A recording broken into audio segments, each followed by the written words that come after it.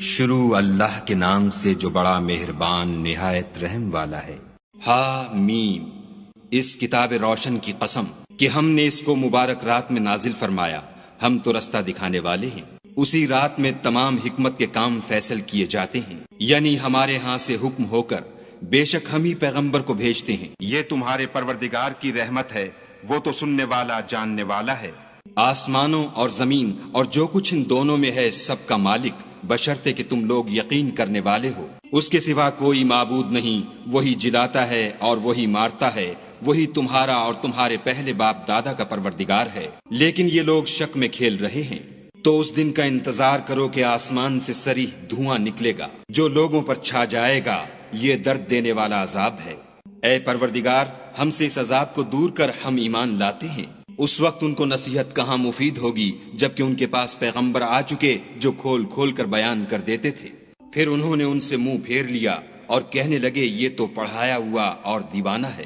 ہم تو تھوڑے دنوں عذاب ٹال دیتے ہیں مگر تم پھر کفر کرنے لگتے ہو۔ جس دن ہم بڑی سخت پکڑیں گے تو بے شک انتقام لے کر چھوڑیں گے۔ اور ان سے پہلے ہم نے قوم فرعون کی آزمائش کی اور ان کے پاس ایک عالی قدر پیغمبر آئے جنہوں نے یہ کہا کہ خدا کے بندوں یعنی بنی اسرائیل کو میرے حوالے کر دو، میں تمہارا امانت دار پیغمبر ہوں، اور خدا کے سامنے سرکشی نہ کرو، میں تمہارے پاس کھلی دلیل لے کر آیا ہوں، اور اس بات سے کہ تم مجھے سنگسار کرو اپنے اور تمہارے پروردگار کی پناہ مانگتا ہوں، اور اگر مجھ پر ایمان نہیں لاتے تو مجھ سے الگ ہو جاؤ۔ تب موسیٰ نے اپنے پروردگار سے دعا کی کہ یہ نافرمان لوگ ہیں۔ خدا نے فرمایا کہ میرے بندوں کو راتوں رات لے کر چلے جاؤ، اور فرعونی ضرور تمہارا تعاقب کریں گے، اور دریا سے کہ خشک ہو رہا ہوگا پار ہو جاؤ، تمہارے بعد ان کا تمام لشکر ڈبو دیا جائے گا۔ وہ لوگ بہت سے باغ اور چشمے چھوڑ گئے، اور کھیتیاں اور نفیس مکان اور آرام کی چیزیں جن میں عیش کیا کرتے تھے۔ اسی طرح ہوا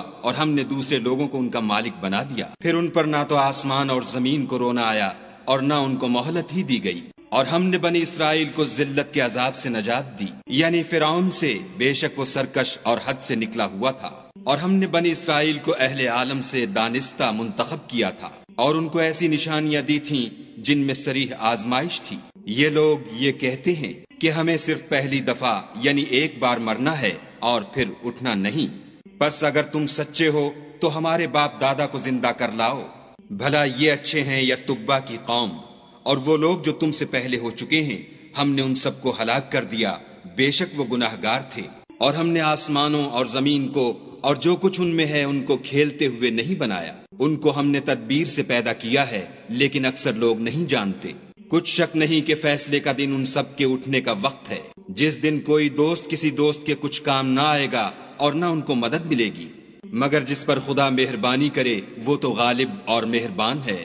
بلا شبہ تھوہر کا درخت گناہ گار کا کھانا ہے، جیسے پگھلا ہوا تانبا پیٹوں میں اس طرح کھولے گا جس طرح گرم پانی کھولتا ہے۔ حکم دیا جائے گا کہ اس کو پکڑ لو اور کھینچتے ہوئے دوزخ کے بیچوں بیچ لے جاؤ، پھر اس کے سر پر کھولتا ہوا پانی انڈیل دو کہ عذاب پر عذاب ہو، اب مزہ چکھ، تو بڑی عزت والا اور سردار ہے۔ یہ وہی دوزخ ہے جس میں تم لوگ شک کیا کرتے تھے۔